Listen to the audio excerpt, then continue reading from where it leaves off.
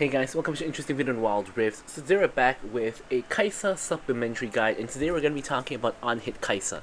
Now the reason why it's not a updated complete guide, it's probably because I don't think that on-hit Kaisa is going to be Kaisa's best build. I think Kaisa is more of an assassin kind of character, not really the kind of front to back, kind of just stay in the back line and shred tanks kind of character. I think there's a lot better champions for that, like Vayne, Varus, etc. A lot of other kind of better tank shredders in the game than Kaisa. But of course, this is a very viable build for Kaisa, so we are gonna go over it right now as well as in the gameplay later on. So first up, we're gonna start off with the Blade of the Rune King. It is of course gonna give you the attack speed, attack damage, of course the unhit current health damage, of course the drain passive as well, and also of course the repentance health debuff. And for the boots, we're going to go for Gluttonous Greaves. For the AD as well as the Omnivamp. Now you could of course go for attack speed boots, but I think that Gluttonous Greaves is just so much better because it gives you the AD and the Omnivamp, which is, better than attack speed, which you already have a lot of in this build. Of course, to take note of is you want to go for Bork before you go for boots, because you want to get your Q evolved as quickly as possible, which I forgot about and I didn't do in the gameplay you'll see later on, which is kind of inting, but yeah. So next up, you can go for either Terminus or Wit's End. So Terminus of course gives you the unhit magic damage, attack speed, AD, and of course the extra resistances and extra penetration when you stack up the item. And Wit's End gives you attack speed, magic resist, as well as unhit magic damage as well, and also of course healing when you're below half health. You can swap the order around depending on the matchup, because Terminus is not really that good as an early item, but it is it is alright as a second item, but not amazing. And Wit's End is better sometimes as a second item, kind of depends, but Wit's End doesn't give any AD, so it's kind of situational which one you want to go for. And your last two items are pretty flexible. So here, I put Runaan's Hurricane because if I'm playing this Kaisa build, most of the time I'm going to be playing it into a couple of tanky front lines, which more or less means that Runaan's Hurricane is going to be very good because it allows me to proc my on-hit onto multiple frontline champions at the same time, and of course proc my passive, and just apply the on-hit to multiple people at one go. So it's generally just a really good go-to option. And last item is generally defensive, so GA is just a general go-to option for the revive. But you of course have a lot of other options for your last two item slots as well. So you can go for Bloodthirster instead of Hurricane, for example, for more AD and more healing, just always a super strong item. Nashor's 2, another unhit item that I don't think is that good, but some people like to go for it. Other defensive items could be something like Maw as well, or like Shield Bow. So for example, you could always go for Bloodthirster over here and then Shield Bow as your last item, so you do get a larger shield. I mean, you could even go for like IE last item with Bloodthirster second last item, that kind of thing, and transition into crit. Everything is kind of all possible with this kind of build. So for the runes, of course, since we're playing on hit, we want to go for Lethal Tempo to get more attack speed to attack faster. Brutal, of course, because we auto attack a lot. Giant Slayer, because you are not going to be playing on hit if you're playing into squishy, so Giant Slayer is good for tanks. I would like to go for Bloodline here because I think we already have enough attack speed, so Bloodline here is really useful. And Bone Plating here for the defensive stats. The Hex Splash could work as well. I like to go for Flash together with Exhaust because with Kaisa, you generally are good at 1v1ing champions, so Exhaust really good in those 1v1s and duels. But of course Ghost is also viable as well, particularly because this build you play front to back quite a bit. But yeah, so that's pretty much it for the explanation. Let's move on to the gameplay. Okay, so now we're hopping into the gameplay itself. Now, Kaisa does technically work with basically any support. Like, she works with enchanters and engagers. Just my personal preference that I like to play Kaisa with engagers because they can help you to, of course, start fights, which means that you can easily follow up with your ultimate or just walk up and just continue on the fight. And they can also help you stack your passive because every time, of course, they apply CC, you are going to get a passive stack, so that's really, really helpful. Kaisa laning phase is not really very strong, right? Because Kaisa, her Q damage needs to go onto only the opponent. However, in lane, it's not that good because you're gonna hit it onto minions in general. However, here against Alistar Samira, and level 1, Alistar Samira is very, very weak. So, once again, I'm gonna do the same thing as what I did in the Vayne video, which is I'm going to try to keep my Lethal Tempo stacked if I can and try to bully them. In this case, I can't really, so I'm gonna have to back off a little bit because I don't want to take too much damage. Here you can see I get the split half-half onto Samira and the minion, so at least some kind of reasonable poke, but you can see I'm taking quite a bit of damage as well myself, so I do want to watch out for that. Alistar just hit butts me away. Stun comes in, I hit the W onto Alistar, and I flash forward for the first blood. Exhaust comes down onto Samira. Samira actually levels up and survives on 1 HP, which is a little bit unfortunate of a situation, but you know, it is what it is. We do get a kill. Pretty much all sums blown in the bot lane except for Leona's flash, which is going to come in very handy later if we need to engage with the Leona flash. And here you can see the mistake I made, which is to buy the boots as the first item. I kind of autopiloted to buying boots because I haven't played Kaisa in a couple of months. I think at least 2 months I haven't played Kaisa, so although she is actually my most played ADC, but I haven't played her in quite a long time because I was playing a lot of other ADCs, and I just got back to playing Kaisa just a little bit. So yeah, a little bit of a boo-boo there. Should have, of course, gone for the item. Here, Alistar, again, just randomly headbutts me away, gets engaged on by Leona. I pop everything onto Alistar. Unfortunately, the W ends up hitting Samira by mistake, so I'm going to have to actually tank like a tower shot to get the kill on him. Tank and non-tower shot there, but we are barely able to kill the Samira. Now here, the wave is in a very awkward spot where it's just outside the tower, so I'm trying to shove it in so that we get a bounce back to our side. But I see Graves, I know I have to run, so I'm running away. Unfortunately, Graves just flashes on top of me and just kills me. I would say that, of course, in hindsight, if you look at the outcome, this is a mistake because we did end up dying and giving Graves a shutdown, but I wouldn't really say it is an outright mistake, because wanting to push in the wave to get the bounce is actually really important there, because if the wave gets frozen outside of the Samira Alistar tower, then we would be in deep trouble, because when we get back to lane, we would have to overextend to get minions, and this would allow Samira Alistar to engage onto us and possibly get some kills. So that is definitely not what we want either. So it's kind of a lose-lose situation either way here in this case. So fight kind of breaks out in the river. We don't quite have priority, but I quickly clear the wave and try to rotate over to the fight. Trying to make it a 4v4. It is a little bit split up though. Get a nice Q onto Vladimir, following up with the extra damage as well. Now here Vladimir is really low. I'm trying to ult him, but I'm nearsighted because of the Graves, and I actually didn't even notice he died, so I was like, where did Vladimir go? But here I'm kind of stuck behind the Raptor pit, and I don't really want to walk in because Kaisa has of course Samira has her ultimate going, so I can't really walk in. I'm pretty low already, so even though I still have my ult, I'm obviously not going to ult in. I have both of my summoner spells and all that, but I obviously can't 1v3. So I'm gonna take the safer option of just going back to farm the wave. Unfortunately, we couldn't really help our team there. Sometimes that is, just what happens, and especially because Kaisa is really weak in the early game compared to other ADCs. And Samira is actually pretty strong, like in this kind of skirmishes, because she does have a lot of damage, but her main problem is actually reaching targets, which in this fight she could do pretty effectively. So Samira definitely has an advantage over us in these kind of river skirmishes. It's not even the river, but it's kind of just a jungle skirmish. So here, Leona gets the engage onto Samira, and you can see I fall out with the ulti, and Samira is basically just dead. I unfortunately have to blow my flash to catch up to her to finish the kill. Flash for flash trade for the two ADCs, which is fine.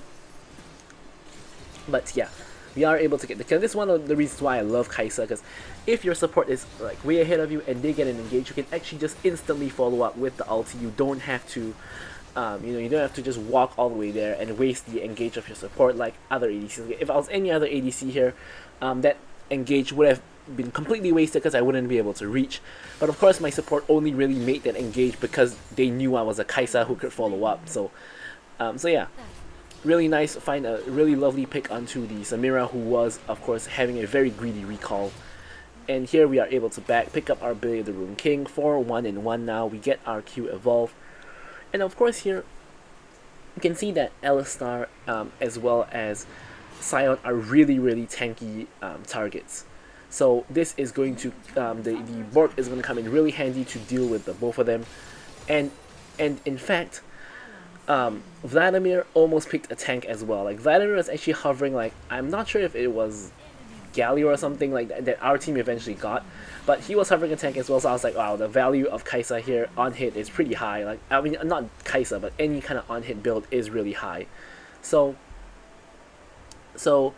definitely that's why I went for this build. I mean, it's still really good against both Alistar and Sion, so it's still, it's still a really decent kind of build to go for, even though, it's not like 3 tanks or anything like that, but just dealing with 2 tanks is amazing. So the enemy bot lane has actually rotated over to do the Herald. So in the meanwhile, since there's no one in this lane at all, I know they're all at the Herald, I can just free fire onto this tower. So here I'm just getting the plates, and I'm just getting the entire tower. So now here I'm in a race to try to get this tower before they can. I can see all of them in mid and Sion in top, so no one is going to stop me here.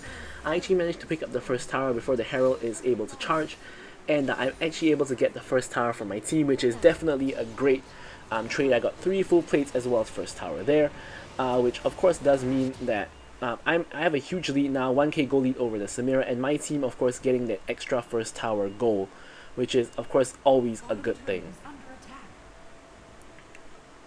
So now I am rushing my way back to lane, and here I actually should have let the minions deny that tower plate, but I kind of didn't really notice the health of it, which is a really good strat to just deny tower plates, which is to let the minions take the plates, which means that the champions are not going to get the plates. And of course minions can't get gold, right? So that's always going to be a good thing. Of course, just placing a ward here to ensure that, you know, we are not just randomly ganked. We can see Graves and Vladimir and Sion all at the top lane though, so we know that they're not going to be here. But we are still guarding the ward because, you know, we don't want to give the enemy a ward for free, right? So we are going to just stay around this ward to guard it. And Alistar here is just moving to mid. Samira just farming the minions. Now honestly there's not a lot we can do here. What I'm trying to do is I'm trying to go and get some mid lane tower plates. So here I'm going for the wave. So Leona does have stacks on her relic shield, so she can just relic all of these minions. And now I'm trying to get some tower plates, but Alistar here just engages onto me. And now Samira is here, so I'm gonna just back off a little bit. Doing a lot of damage, of course, with my Bork and such. Leona ult unfortunately goes a little bit wide, and the Samira ult does come in. I pop the ulti for the shield, and Samira is really low. I'm actually surprised she kills me here. I honestly thought that she would just die to the tower, but she actually ends up picking up the kill on me, which I was pretty surprised, but I do end up getting her shut down. So overall, it's an alright trade. Like, we basically traded 1 for 1, me and the Samira. And she knew what she was doing. Like, obviously she was not going to survive that.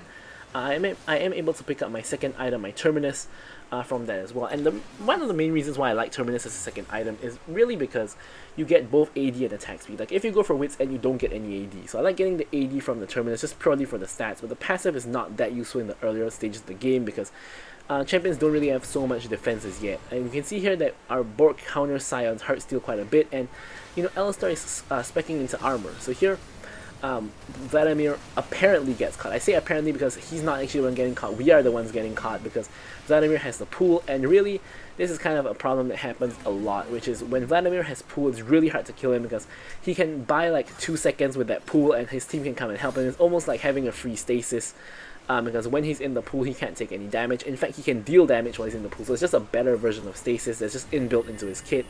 So we make the mistake of going onto the Vladimir, and that's a no-no, so we do end up going down. And if you take a look at the state of the game now, we are really kind of carrying our team at the moment. Irelia and Sion are kind of even in terms of gold, although KD8 looks otherwise. Kayn is just hardcore losing to the Graves. Kayn is 0-4, Graves is like 6-0, and Graves is just one-shotting me, as you guys saw just now. And here we do find a catch onto Samira. We're trying to quickly dispatch her before Alistar can save her, which is what we do. Now we're going on to Alistar, but Alistar just flashes over the wall. I mean, don't have vision of the enemy team, so we're not going to follow him. And looking at the rest of the game, of course, Galio and Vladimir are relatively even, but Vladimir skills way better than Galio. And of course, we have a 1k gold plus lead over Samira, and Leona and Alistar are about even. So really, the huge differences in gold is between me and Samira and between Graves and Kayn. And of course, Graves getting fed early is very, very scary because Graves is a very good scaler. Here I'm pulling off some kind of tower dive, which honestly I should have just gotten rid of the tower here, which was like 1 HP, and I end up having to flash out of the tower instead, which is a waste of my flash. Should have just gotten rid of the tower here. But I honestly didn't quite notice the health of the tower. Anyways, so we really need to try to carry our team here because our team is really not doing that well. I mean, they are not feeding. Like, only Kayn is feeding. Like, Irelia and Galio are doing fine. They're not feeding. I mean, Galio is arguably feeding based on KDA, but in terms of goal, he's doing about the same as Vladimir, so I wouldn't really count that as feeding. I think he's doing fine. But Kayn is really not, and Graves is really fed, so we need to find a way to get rid of this Graves. This Graves is like going for some one-shot kind of build. He has 2 lethality items and the Bloodthirster, just ready to just one-shot people. So here we're gonna help Kayn out with the buff a little bit. Now you will notice that with this build, my Q barely does any damage because most of my damage just comes from on hit. It comes from my auto attacks, right? So my Q barely does any damage. I mean, it's not negligible damage, but it's not a lot of damage is what I'm trying to say. So you definitely need to kind of play the front to back kind of style. Now here Graves goes onto me, and here honestly I could have killed him if I wasn't in the smoke screen, because if I wasn't in the smoke screen I could have exhausted him, I could have ulted, and I definitely would have 100% killed him. But the Graves actually played it very well with the smoke screen, and something I noticed about this Graves is this, one of the reasons why this Graves is really good of a player is because of how well he uses his smoke screen. Most Graves players, they can't use smoke screen properly. Like even me, I don't really use smoke screen on Graves very well, but this Graves really uses the power of the smoke screen. He has quite a number of good smoke screens in this match already. One was what we just saw, another one was in that early skirmish near the Raptor pit area. He tossed another really good smoke screen at a choke point which made it really hard for my team to really play. But here I had enough. I'm just going onto him. I get the 1k gold shut down. I know he hasn't reset yet, whereas I have, so I know that he doesn't really have spells because I just saw him use flash just now. I know he doesn't have really very much that he can do, so I'm just getting rid of him. We get rid of Sion as well. Unfortunately, we give over a Heartsteel stack. Now we're just trying to go for the rest of the team, focusing Vladimir. Vladimir goes down, and my full stack, lethal tempo at this point. I'm just blasting everyone into next week. However, Alistar is able to just flash away. And here Kain is pinging for the Baron. But Alistar kind of knows, and he's just trying to annoy us basically. The issue is that Sion and Graves are respawning because the death timers are not really very synced up. And we basically realized that this probably isn't the best idea, so we end up just leaving the Baron as it is. We don't want Graves to just hop in and steal it, or hop in and just one-shot Kain, because Kain is like 4k gold below Graves. So here we finally get our wits end, we get our final evolve, and of course we're starting to build towards Runan's Hurricane.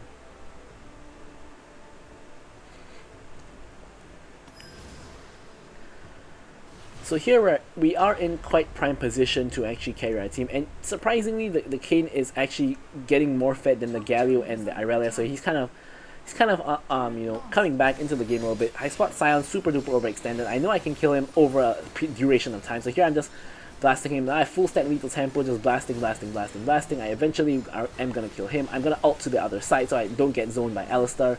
Kain one-shots the Samira, and I'm just trying to slowly destroy the Alistar. Unfortunately, Graves comes in and two-shots me with like an auto Q, I believe, and I just instantly die. So yeah, it's rough. Like Graves basically is an assassin at this point. He has 3 full items with the IE, with the Dust Blade, and just insane burst. Like I just instantly get one shot by the Graves, and not very much I can do here.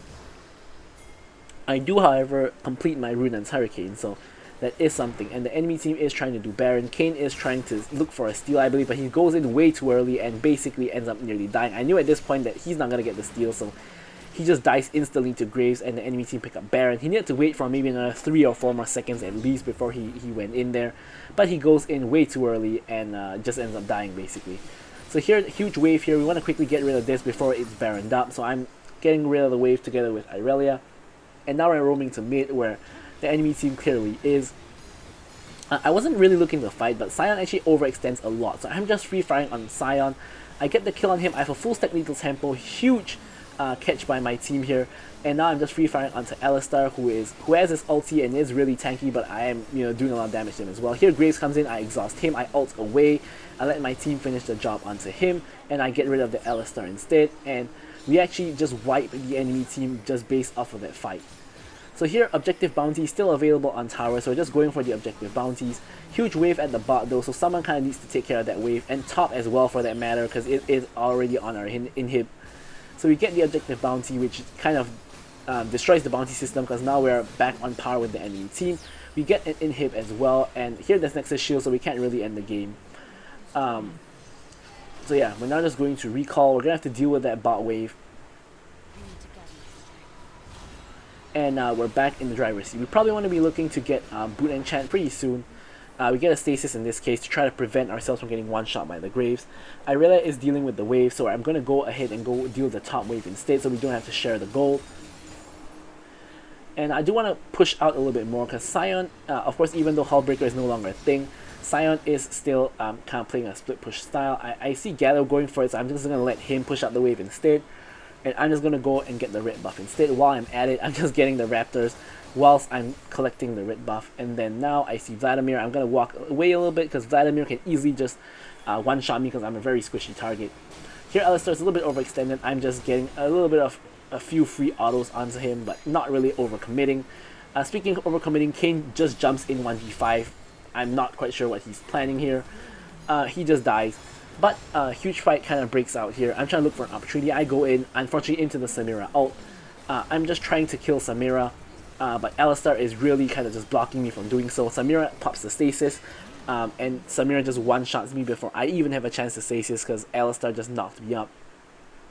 And it's a really, really close, really, really dicey match where I'm really trying just not to die, but it's not really working out. So in this match, I actually go for a Bloodthirster as a last item instead of going for something like GA, because I really didn't feel like GA is very helpful, because in this match, my team isn't really protecting me. They're not like really playing to protect me, even though I'm like the most fed member who can easily carry the game. They're just playing their own game, so I realized that GA is not too much of a point, because for GA to be useful, you really need your team to help you out and play around you, to like help you protect the body when it's reviving. And my team doesn't look like they're going to do that, so I'm just going to go for more damage and healing instead with the Bloodthirster instead of bothering with like a GA or anything else like that.